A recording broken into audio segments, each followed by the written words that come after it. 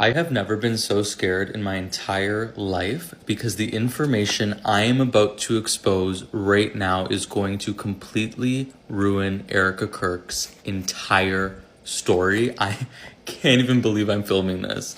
So I got an email today from someone that works at Alo. I'm going to, of course, keep their identity anonymous. This person emailed me, and I'll put it on the screen, that they work at Alo and they looked up Erika's account.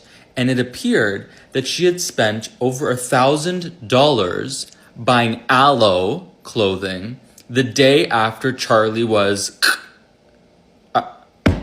I can't remember everything she bought, but it was all black clothing. Obviously, it's not that important, but I personally found it super sketchy. I also don't know. And then she says something about where Erika lives. I'm not going to include that. You can see it clear as day on the receipt, which I will show you guys for transparency, that Erika Francevey, her maiden name, purchased $1,043.30 worth of clothing on September 11th, 2025 at 11:10 a.m.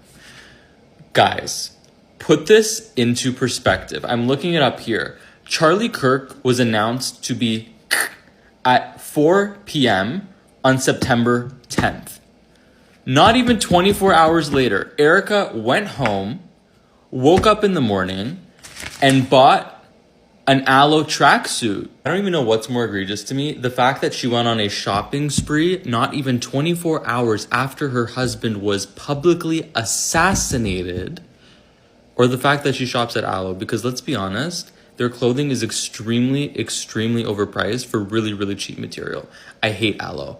And the reason this doesn't make any sense is because, like I was saying before, if she was buying like a black sweater, like all of Alo's clothing like has a fat ass ugly Alo logo on it, and it's gym clothes. It's gym clothes. You're not going to wear gym clothes to the wake, which leads me to believe it had nothing to do with any. She just wanted to go on a shopping spree. It's giving Gone Girl. Like, please tell me I'm not crazy, and like this is not the most insane thing you've ever heard.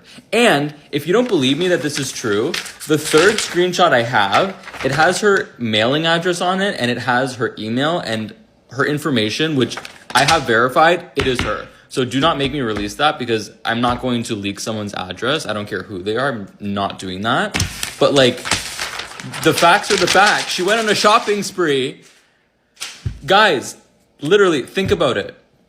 Before the body was even cold, she woke up in the morning, went online, and bought this cheap-ass clothing and got it shipped to her house. And I'm really not trying to be overdramatic here, but I think this is one of the most significant pieces of information we have uncovered so far, because it's so telling of who she is. For those of you that have suffered a loss, for example, even if you suffer the loss of somebody who is maybe a grandparent, someone that's older, who you knew was getting sick, when you find out that they're gone forever, you are catatonically depressed. You cannot get out of bed for days. You're in a state of shock, even when it's not shocking, even if you knew the person was sick for years. And then for those of you listening to this who maybe have experienced a very sudden loss, maybe someone wasn't assassinated, but maybe it was a car accident, maybe it was something of that nature where you had absolutely no idea something like this would happen.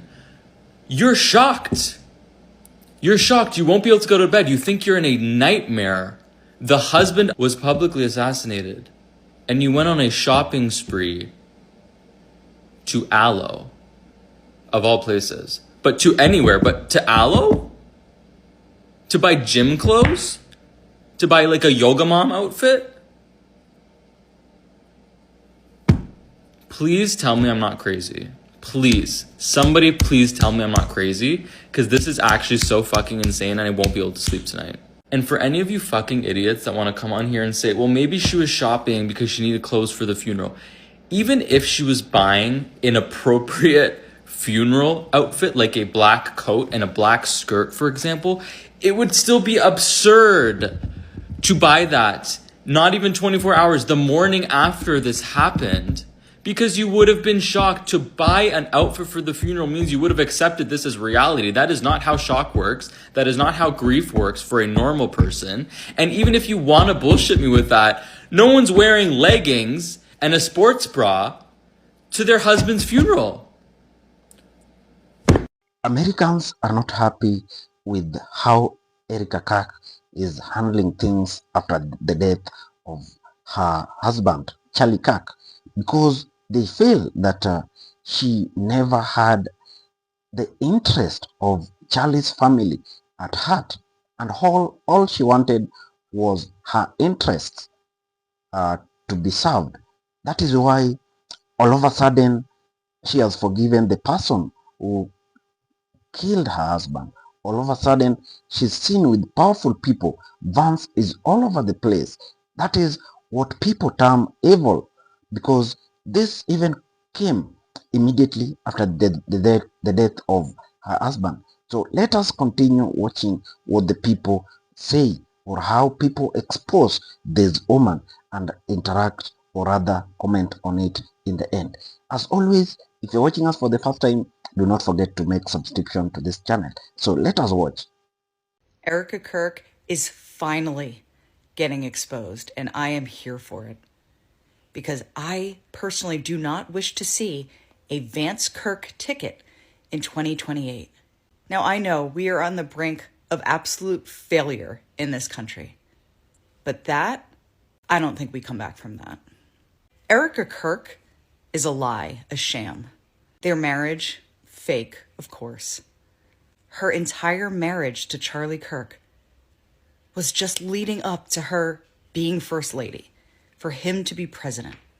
When Charlie Kirk went off book and started acting in ways that he was not supposed to, they took care of him, paving the way for Erika Kirk to be CEO of Turning Point. What a coincidence. I'm not sure how many people really understand how this country is run, but I think it's important for everyone to know that there are billionaires that keep us on puppet strings. All of us. All of us. Evil. She is evil. When I watched that, I went, she's evil. I am so infuriated watching that back because she's lying. She's objectively lying and she's acting. She was told to say that to make people believe that she had access to something that we didn't, right? It was because of that clip that when I went in to meet with her, I was going, oh, okay, maybe she has something that the public doesn't. I spoke to the, I'm in touch with the lawyers. I've seen the autopsy report. And then I sit down with her 72 hours later and she tells me, and her lawyer confirms to me, that they have nothing more than what the public has seen. In fact, her lawyer went through great lengths to explain to me that it was actually, that's just not the way it works. Of course, they don't have anything more. He explained to me very carefully that it wasn't the right time for them to have any more evidence, that the investigation was just beginning. And so right now, their guys are going out and they're going to look for evidence. And then by May, which is fortunately around the corner, then she'll see what they found. So what the F is that performance? How could you sit up there and say, yes, I 100% believe Tyler Robinson did it. That right there is why it is impossible for me to think that Erika Kirk is not complicit somehow. Because what wife with no more evidence, she's lying, like I said, she told me, I spoke to the lawyer too. He said he didn't know anything more. What wife would not say, I have no idea. I'm looking forward to seeing the evidence as much as anybody else is. Of course, maybe there could be more people out there. What's that?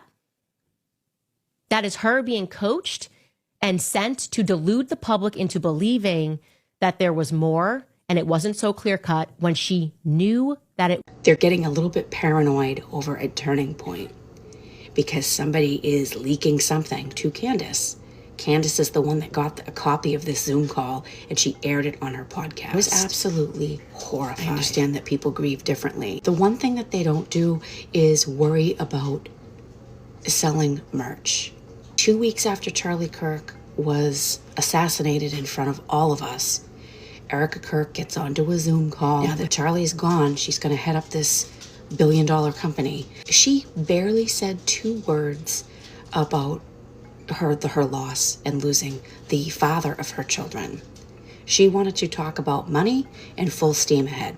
And it sounded to me like a pep rally for the grieving employees that had been working 20 hours a day to try to put that vigil 2 weeks after Charlie died with all the fireworks, who in this call said, "You guys are amazing, you're rock stars, we wouldn't be here without you, blah blah blah," only to have a bunch of them fired just a couple weeks ago. And it's not the staff, it's the management. They are about turning a profit. It reminds me of growing up in the 80s and seeing all these evangelists on TV, Tammy Faye Baker and her husband have all these rallies, and they would, somebody can walk now. Oh, they were blind and now they can see. They called themselves a church, but it wasn't. It was a scam. I'm not saying that all churches are scams.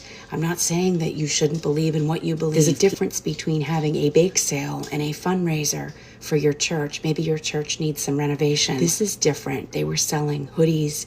They had a booth that you could take pictures in, made to look like the tent that Charlie Kirk was shot under. Candace Owens, she only cares about getting to the bottom of it. She cares about truth. She doesn't have she's not aligned with the Republicans or the Democrats. She just wants to get to the bottom of who killed her friend Charlie.